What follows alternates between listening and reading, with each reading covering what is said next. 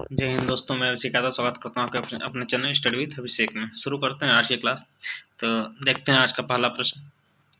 पहला प्रश्न है आपका, न्यू एस्पेक्ट ऑफ पॉलिटिक्स नामक पुस्तक के लेखक कौन हैं? इसमें आपके ऑप्शंस हैं, ए ग्राहम वालास, या बी चार्ल्स ई मोरियम, या सी एफ बेटले, या डी जॉन लॉक। इसमें आपका सही ऑप्शन है option number B, Charles E मेरियम। यानी ये आपका न्यू एस्पेक्ट ऑफ पॉलिटिक्स के राइटर हैं। यानी इसमें कहा गया न्यू एस्पेक्ट ऑफ पॉलिटिक्स 1925 से प्रकाशित हुई थी और इसका प्रमुख प्रमुख व्यवहारवादी विचार चार्ल्स ई मेरियम की है। और मेरियम की उसी पुस्तक में आरंभिक व्यवहारवादी उपागम के संकेत भी मिलते हैं।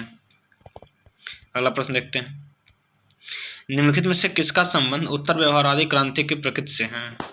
पहला है आपका सारतत्व तकनीक से पहले आना चाहिए, दूसरा क्रियाशीलता के उत्तरदायित्व का वहन करना, तीसरा व्यवसायों का राजनीतिकरण। सही विकल्प का चयन कीजिए। आपके ऑप्शंस हैं, ए केवल 1 और 2, या बी केवल 1 और 3, या सी केवल 2 और 3, या डी केवल 1, 2 और 3। यानी आपका सही ऑप्शन है ऑप्शन नंबर डी, 1, 2 और 3 तीनों। उत्तर व्यवहारवादी क्रांति की निम्न विशेषताएं हैं। पहला जो है आपका, राजनीति विज्ञान के शोध में तकनीक की अपेक्षा सारतत्व को प्राथमिक माना जाना चाहिए। यानी वैज्ञानिक अनुसंधान समकालीन आवश्यक सामाजिक समस्याओं की दृष्टि से सुसंगत और सारगर्भित नहीं है। और दूसरा है कि सामाजिक उत्तरदायित्व बुद्धिजीवियों का प्रमुख ऐतिहासिक दायित्व एवं कार्य सभ्यता के मानवीय मूल्यों की रक्षा करना है। तीसरी विशेषता इसकी है कि बुद्धिजीवियों के संघों एवं समुदायों यहाँ तक कि विश्वविद्यालयों को भी मानव मूल्यों की रक्षार्थ संघर्ष के मैदान में आ जाना चाहिए। उनके व्यवसाय का राजनीतिकरण अपरिहार्य एवं वांछनीय है।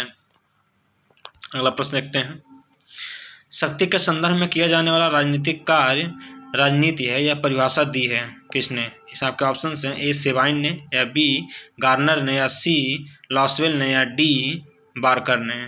इसका सही ऑप्शन है ऑप्शन नंबर सी, लॉसवेल ने। लॉसवेल ने परिभाषा दिया है कि शक्ति के संदर्भ में किया जाने वाला राजनीतिक कार्य राजनीति है। राजनीति विज्ञान अध्ययन का वह क्षेत्र है जो प्रमुख तथा शक्ति संबंधों का अध्ययन करता है। और इसी शक्ति संबंधों में कुछ प्रमुख रूप हैं, जैसे व्यक्तियों में परस्पर शक्ति संबंध, व्यक्ति और राज्य के मध्य शक्ति संबंध, और राज्यों में परस्पर शक्ति संबंध। लॉसवेल ने इस परिभाषा को व्यापक रूप से ग्रहण किया है। शक्ति के संदर्भ में किया जाने वाला राजनीतिक कार्य राजनीति है। यह परिभाषा लॉसवेल ने ही दी थी। अगला प्रश्न देखते हैं, निम्न उपागमों में से किस एक उपागम की 2 मुख्य मांगें थीं, प्रासंगिकता एवं कार्रवाई? इस आपके ऑप्शंस हैं, ए व्यवहारवाद, या बी उत्तर व्यवहारवाद, या सी संप्रेषण सिद्धांत, या डी निर्णय निर्माण सिद्धांत। इस आपका सही ऑप्शन है ऑप्शन नंबर बी, उत्तर व्यवहारवाद। यानी उत्तर व्यवहारवाद का ही अगला चरण एवं एक सुधार आंदोलन था, नवीन दिशा का संकेत है। इसके 2 नारे हैं, प्रासंगिकता यानी रेलिवेंस तथा कार्यवाही यानी एक्शन। यह व्यवहार वैज्ञानिकों से समाज तथा राज्य व्यवस्था के तात्कालिक समस्याओं, संकेतों और चुनौतियों का अध्ययन करने तथा उनके निदान ढूंढने की मांग करता है। और इसका मूल मंतव्य है कि सामाजिक शोध समाज की आवश्यकताओं के संदर्भ में प्रासंगिक तथा संगतिपूर्ण होनी चाहिए। और उत्तर व्यवहारवाद राजवैज्ञानिकों के मूल निरपेक्ष तथा या तटस्थ भाग के अलग रहकर अध्ययन कराने के बजाय स्वयं उनको समाज एवं राज्य व्यवस्था की रक्षार्थ आगे आने के लिए आह्वान करता है और उन्हें मानव मूल्यों के रक्षार्थ कमी करने की ओर प्रवृत्त किया गया है। अगला प्रश्न देखते हैं, राजनीति के अध्ययन में प्रतिव्यवहारवादी दृष्टिकोण, पहला आपका स्वभावतः अनुभाविक होता है, दूसरा तथ्यों पर केंद्रित होता है, या तीसरा इसमें राजनीतिक यथार्थ के वैज्ञानिक दृष्टि पर ध्यान केंद्रित किया जाता है, या चौथा इसमें दर्शन पर बल दिया जाता है। अब नीचे जो विकल्प आपके दे रहे हैं इसमें आपका देखें सही कौन सा है। आपका पहला विकल्प है 1 और 2, बी 1, 2 और 3, या सी 1, 2 और 4, या डी 2, 3 और 4। इस आपका सही ऑप्शन है ऑप्शन नंबर बी, 1, 2 और 3 जो है आपका ये राजनीति के अध्ययन में प्रतिव्यवहारवादी दृष्टिकोण है। यानी व्यवहारवाद जो है राजनीति के अध्ययन का एक आधुनिक उपागम है और इस उपागम की शुरुआत से राजनीति विज्ञान के क्षेत्र में ऐसा युगांतकारी परिवर्तन आ गया है कि इसे व्यवहारवादी क्रांति की संज्ञा दी जाती है। और व्यवहारवादी दृष्टिकोण की कुछ विशेषताएं हैं यहाँ पे। जैसे पहला है कि यह अध्ययन के वैज्ञानिक पद्धति पर बल देता है, तथ्यों पर बल दिया जाता है, मूल निरपेक्षता पर बल दिया जाता है, अंतः अनुशासनात्मक सामाजिक विज्ञान में एकता पर बल और अनुभविक अध्ययन पर बल दिया जाता है, व्यवहार के अध्ययन पर बल दिया जाता है और विश्लेषणात्मक अध्ययन पर भी बल दिया जाता है। ये आपके जो है व्यवहारवादी दृष्टिकोण की विशेषताएं हैं।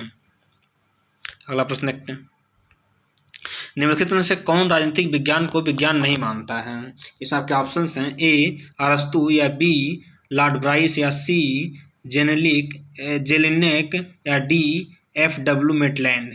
इस आपका सही ऑप्शन है option number D F.W.. Maitland. यानी कि बकल, कांटे, मेटलैंड, एमास, बियर्ड, मोस्का, ब्रोगन, बर्क, ये जो विद्वान हैं ये आपको राजनीतिक विज्ञान को विज्ञान के रूप में नहीं मानते हैं।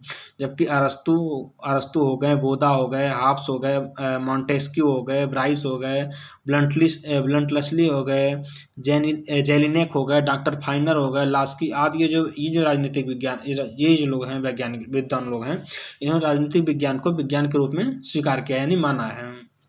और अरस्तु ने तो राजनीति विज्ञान को सर्वोच्च विज्ञान कहा है और बर्नार्ड शॉ ने इसे मानवीय सभ्यता को सुरक्षित रख सकने वाला विज्ञान भी कहा है। अगला प्रश्न देखते हैं, राजनीति विज्ञान हमें बतलाता है कि पिछले समय में राज्य का क्या क्या रूप रहा है और इस समय उसका क्या स्वरूप है और इसका आदर्श स्वरूप क्या होना चाहिए। यह कथन किसका है? इसका ऑप्शंस हैं ए गेटले का या बी सर अर्नेस्ट बेन का या सी मैकाइवर का या डी सिजविक का। इसका सही ऑप्शन है ऑप्शन नंबर ए गेटले का। यानी कि जो गेटले साहब थे वो उनका कथन था। और किसने कहा कि राजनीति को विज्ञान मानना तो बहुत दूर रहा, यह कलाओं में भी सबसे पिछड़ी हुई कला है। इस आपके ऑप्शंस हैं ए मेटलैंड या बी लिलॉक या सी बक्कल या डी गेटले। इस आपका सही ऑप्शन है option number C buckle.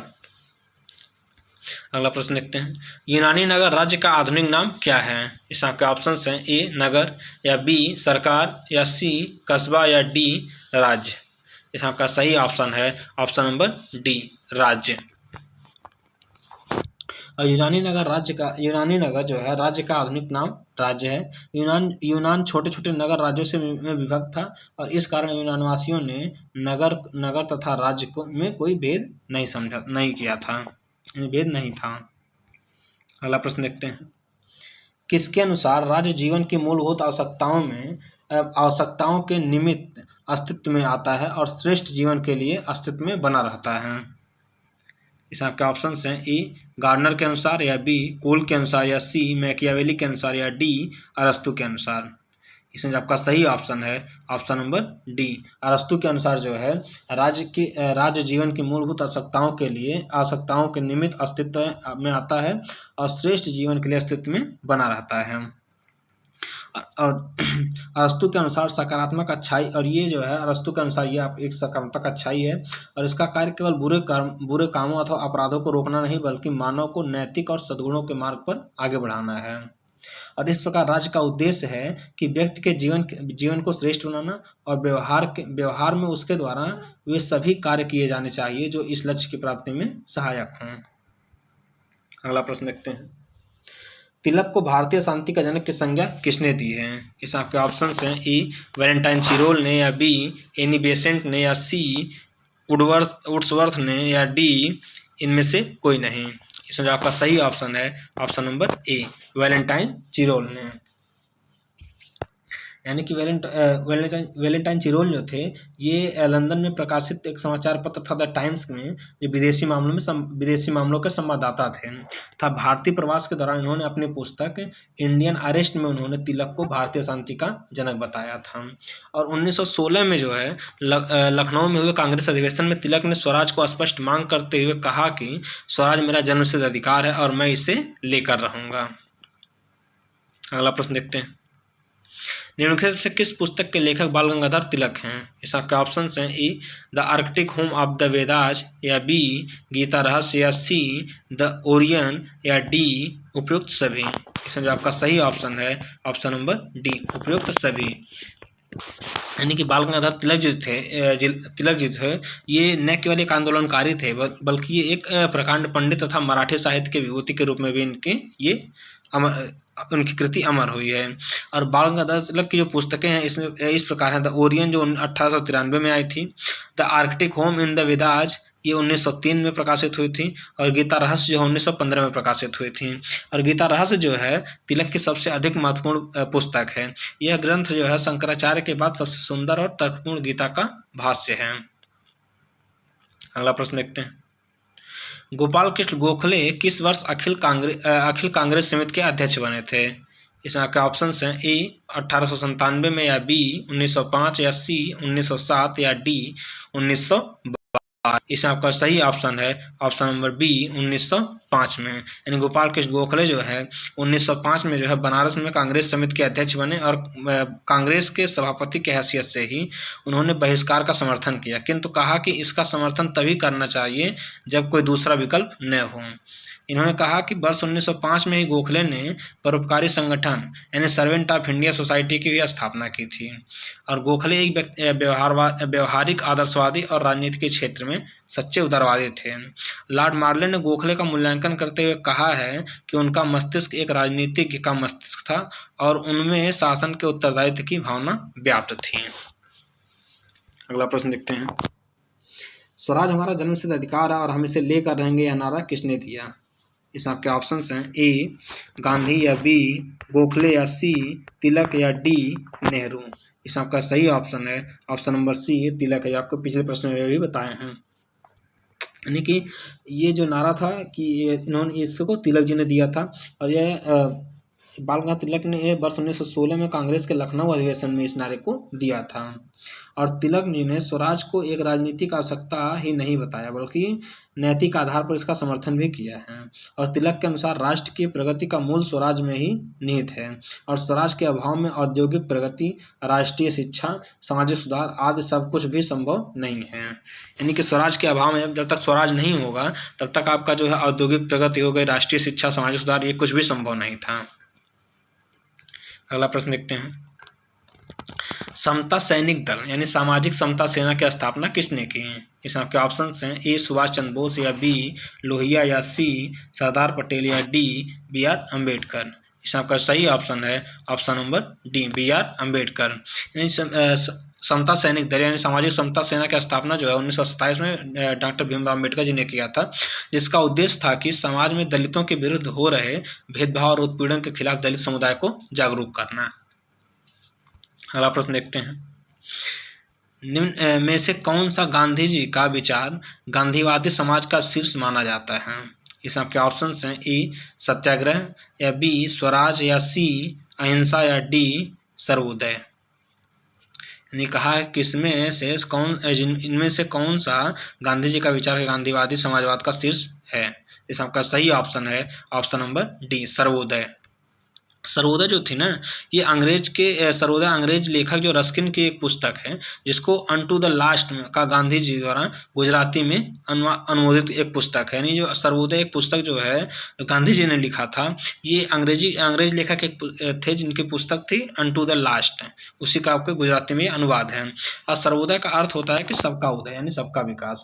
Sarvodaya समाज गांधी की कल्पनाओं का समाज था जिसके केंद्र में भारतीय ग्राम व्यवस्था थी, और सर्वोदय को ही गांधी समाजवाद का शीर्षक माना जाता है। अगला प्रश्न देखते हैं। महात्मा गांधी द्वारा आरंभ किया गया निम्नलिखित में से कौन सा प्रथम सत्याग्रह था? इसमें आपके ऑप्शन हैं ए चंपारण सत्याग्रह, या बी नमक सत्याग्रह, या सी असहयोग आंदोलन, या डी सविनय अवज्ञा आंदोलन। इसमें आपका सही ऑप्शन है ऑप्शन नंबर ए चंपारण सत्याग्रह। गांधी जी ने सर्वप्रथम चंपारण सत्याग्रह जो है 1917 में शुरू किया था और गांधी जी ने बिहार के किसानों के साथ मिलकर तिनकठिया पद्धति के विरोध में इस सत्याग्रह को शुरू किया था और इसमें उनके साथ राजेंद्र प्रसाद भी थे। और असहयोग आंदोलन जो था 1920 में शुरू किया हुआ था और नमक सत्याग्रह जो है आपका 12 मार्च 1930 से लेकर के 6 अप्रैल 1930 तक चला था और सविनय अवज्ञा आंदोलन जो है आपका 1930 में हुआ था। अगला प्रश्न देखते हैं, राष्ट्रीयता हानिकारक हो सकती है तो उसमें यह तत्व हो कौन सा? इसमें आपके ऑप्शंस हैं, ए सहिष्णुता या बी शांति या सी उदारता या डी उग्रवाद। इसमें आपका सही ऑप्शन है ऑप्शन नंबर डी उग्रवाद जो है। यानी अगर राष्ट्रीयता हानिकारक कब हो सकती है तो उसमें उग्रवाद निहित हो जाए। यानी कि राष्ट्रीयता किसी भी राष्ट्रीय एकीकरण की प्रथम व आवश्यक शर्त होती है। यह अस्मिता की द्योतक होती है, परंतु इसमें उग्रवाद के तत्व का समावेश होते ही यह हानिकारक हो जाती है। यानी उग्र राष्ट्रवाद के भीतर जातीय, धार्मिक, भाषाई, सांस्कृतिक श्रेष्ठता के भाव का उदय हो जाता है तथा राष्ट्र के भीतर संघर्ष आरंभ हो जाता है जो कि हिंसक व विखंडनकारी स्वरूप धारण कर लेता है। अगला प्रश्न देखते हैं, निम्न में से कौन सा पहलू गांधी के स्वदेशी के दायरे में नहीं आता है? इसमें आपके ऑप्शंस हैं, ए धार्मिक या बी राजनीतिक या सी आर्थिक या डी सभी सही हैं। इसमें जो आपका सही ऑप्शन नंबर डी सभी सही हैं। यानी कि गांधी के स्वदेशी के दायरे में ये तीनों धार्मिक, राजनीतिक, आर्थिक के तीनों नहीं आते थे। यानी गांधी जी का स्वदेशी आंदोलन का एक रचनात्मक कार्यक्रम था जो 22 अगस्त 1921 को गांधी जी ने अंग्रेजी वस्त्रों को जलाया तथा उसके बहिष्कार का संकल्प लिया और इस जन आंदोलन के द्वारा ही गांधी जी ने राष्ट्रीयकृत भाषा संस्कृति की गरिमा का पाठ पढ़ाया तथा सूत काटने और कुटीर उद्योग को प्रश्रय देने का संकल्प लिया। गांधी जी ने अपने स्वदेशी आंदोलन को स्वराज की आत्मा के नाम से संबोधित करते हैं। अब देखिए इसमें एक और प्रश्न बनता है कि गांधी जी ने अपने स्वदेशी आंदोलन को और किस नाम से संबोधित करते हैं? तो स्वराज की आत्मा के नाम से संबोधित करते हैं। अगला प्रश्न देखते हैं, अंबेडकर की निम्नलिखित रचनाओं में से उनके प्रकाशित होने के क्रम में व्यवस्थित कीजिए। The untouchables, who were the Shudras, annihilation of caste, the Buddha and his Dharma. इसमें आपके ऑप्शन हैं, ए 1, 3, 2 और 4 या बी 2, 1, 3 या 4 या सी 4, 3, 2, 1 या डी 3, 2, 1, 4। इसमें आपका सही ऑप्शन है ऑप्शन नंबर डी 3, 2, 1, 4। यानी कि अंबेडकर जी की जो पुस्तकें थी एनिहिलेशन ऑफ द कास्ट 1936 में प्रकाशित हुई, हु वर द शूद्राज 1946 में प्रकाशित हुई, द अनटचेबल्स 1948 में प्रकाशित हुई और जो है आपका चौथी पुस्तक थी द बुद्धा एंड हिज धर्मा जो है 1956 में प्रकाशित हुई थी। अगला प्रश्न देखते हैं, नीचे दो कथन दिए गए हैं जिसमें से एक अभिकथन ए और दूसरा तर्क आर है। कथनों को पढ़िए और नीचे दिए गए कोड का प्रयोग करके सही उत्तर दिए। अभिकथन क्या है? अभिकथन कह रहा है कि गांधी जी के अनुसार प्रबुद्ध अराजकता का तात्पर्य उस समाज से है जो राज्य के निग्रह बल के बिना कार्य करती है और तर्क है इसमें व्यक्तियों को अपने ऊपर पूर्ण नियंत्रण होता है। तो सब देखते हैं ऑप्शन इसके, ए गलत है परंतु आर सही है। दूसरा ऑप्शन है ए और आर दोनों सही हैं परंतु आर ए की सही व्याख्या नहीं है, या सी ए सही है परंतु आर गलत है, या डी ए और आर दोनों सही हैं तथा आर ए की सही व्याख्या है। तो आपका सही ऑप्शन है ऑप्शन नंबर डी ए और आर दोनों सही हैं तथा आर ए की सही व्याख्या है। अगला प्रश्न देखते हैं, यानी गांधी जी के अनुसार जो है प्रबुद्ध अराजकता का तात्पर्य उस समाज से है जो राज्य के निग्रह बल के बिना कार्य करता है क्योंकि व्यक्तियों को अपने ऊपर पूर्ण नियंत्रण होता है। गांधी जी की अराजकता को दार्शनिक अराजकता कहा जाता है। यानी गांधी जी की अराजकता को दार्शनिक अराजकता कहा गया था। अगला प्रश्न देखते हैं, मूल्यों का आधिकारिक बंटवारा किस समाज की एक न्यूनतम पूर्व शर्त है? यह कथन निम्न में से किसका है? इसमें आपका ऑप्शन हैं, ए डेविड एप्टर, या बी लॉर्ड ब्राइस, या सी हरमन फाइनर, या डी डेविड ईस्टन। इसमें आपका सही ऑप्शन है option number D David Easton. यानी मूल्यों का आधिकारिक बंटवारा किस समाज की एक न्यूनतम पूर्व शर्त है, यह आपका कथन जो है डेविड ईस्टन का था। डेविड ईस्टन ने वर्ल्ड पॉलिटिक्स में प्रकाशित लेख a approach to the analysis of political system 1957 में जो प्रकाशित हुई थी के अंतर्गत सबसे पहले राजनीतिक प्रणाली की संकल्पना की और रूपरेखा प्रस्तुत की थी। इससे पहले ईस्टन ने अपनी प्रसिद्ध कृति political system and inquiry into the state of political science 1953 में जो प्रकाशित हुई के अंतर्गत यह स्पष्ट कर दिया था कि राजनीति का सरोकार मूल्यों के आधिकारिक आवंटन से है। यानी ईस्टन के शब्दों में राजनीतिक प्रणाली किसी समाज के अंदर उन अंतःक्रियाओं के प्रणाली को कहते हैं जिसके माध्यम से अनिवार्य आधिकारिक आवंटन किए जाते हैं। अगला प्रश्न देखते हैं, व्यवहारवाद निम्न में से किस विचारधारा से प्रभावित है? इसमें आपके ऑप्शंस हैं, ए तार्किक प्रत्यक्षवाद, या बी नव मार्क्सवाद, या सी मार्क्सवादी चिंतन, या डी औपचारिक संस्थावाद। इसमें आपका सही ऑप्शन है ऑप्शन नंबर ए, तार्किक प्रत्यक्षवाद से जो है प्रभावित है। यानी व्यवहार तार्किक प्रत्यक्षवाद की विचारधारा से प्रभावित है और व्यवहारवाद के अध्ययन की इकाई मानव का ऐसा व्यवहार है जिसका प्रत्येक व्यक्ति द्वारा पर्यवेक्षण, मापन और सत्यापन किया जा सकता है। और व्यवहारवाद राजनीतिक व्यवहार के अध्ययन से राजनीति की संरचनाओं तथा प्रतिक्रियाओं आदि के बारे में वैज्ञानिक व्याख्याएं विकसित करना चाहता है।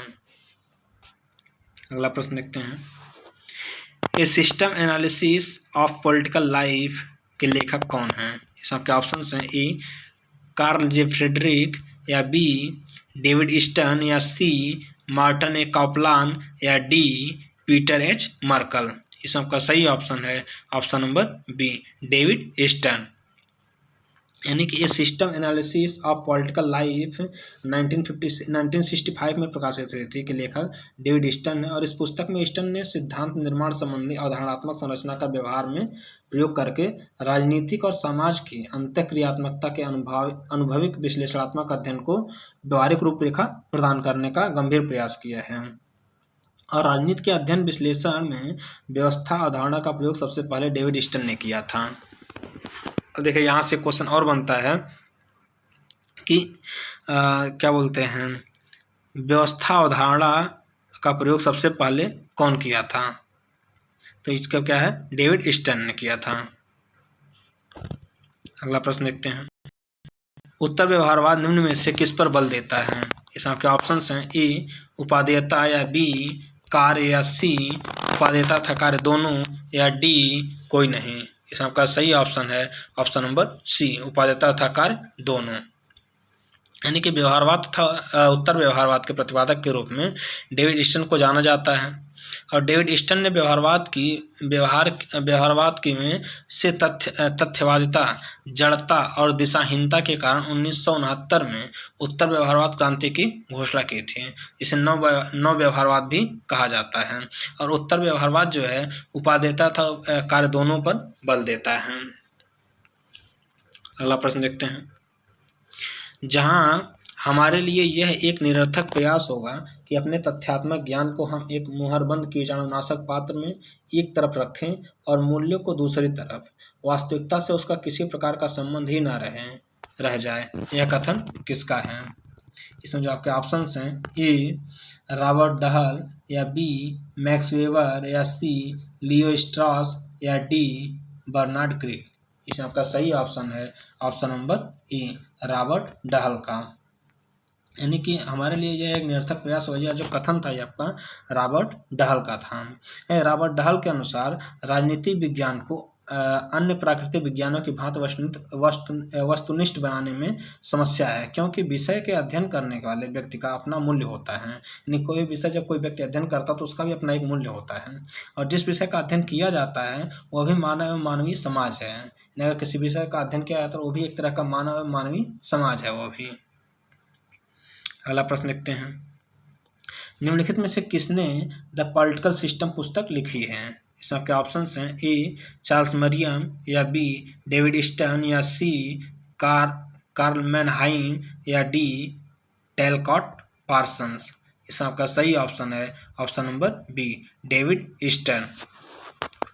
द पॉलिटिकल सिस्टम के पुस्तक के लेखक जो हैं आपके डेविड ईस्टन हैं।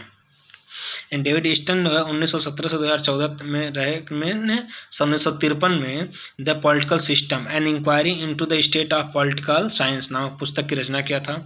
और ईस्टन ने अपनी इस रचना के अंतर्गत एक ऐसे वैश्विक सिद्धांत का निर्माण की कोशिश की है जिसके अंतर्गत संपूर्ण सामाजिक विज्ञान को समाहित किया जा सके। यानी ईस्टन का यह मानना था कि राजनीति की संपूर्ण प्रक्रिया को सिद्धांत का विषय बनाया जाना चाहिए, न कि उसके कुछ भाग को। यानी राजनीतिक मूल्यों के आधिकारिक आवंटन की प्रक्रिया जो है डेविड ईस्टन ने अपनी इस रचना में राजनीति के संबंध में इस प्रसिद्ध कथन का उल्लेख किया है।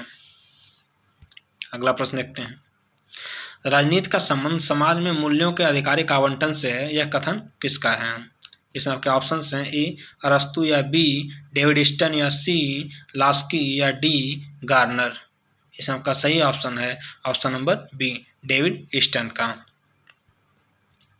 राजनीति विज्ञान में व्यवहारवाद एवं उत्तर व्यवहारवाद के जनक जो है डेविड ईस्टन ने राजनीति के संबंध में ये परिभाषा दी थी कि राजनीति का संबंध समाज में मूल्यों के आधिकारिक आवंटन से है। अगला प्रश्न देखते हैं।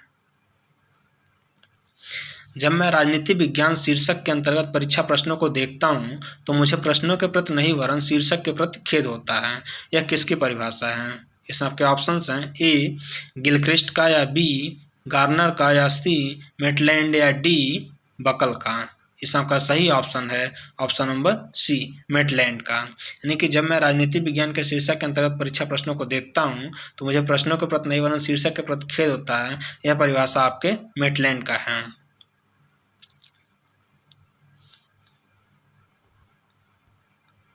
अगला प्रश्न देखते हैं।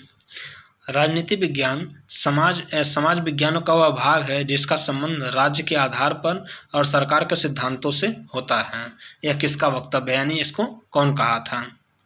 इसमें आपके ऑप्शंस हैं ए बिलोबी या बी पॉल जेनेट या सी सीले या डी गार्नर। इसमें का सही ऑप्शन है option number B Paul Janet. यानी राजनीतिक विज्ञान सामाजिक विज्ञानों का वह भाग है जिसका संबंध राज्य के आधार और सरकार के सिद्धांतों से होता है। यह वक्तव्य जो है पॉल जेनेट का है। आज के लिए इतना ही, हम मिलते हैं अगले क्लास में। जय Hind, thank you so much.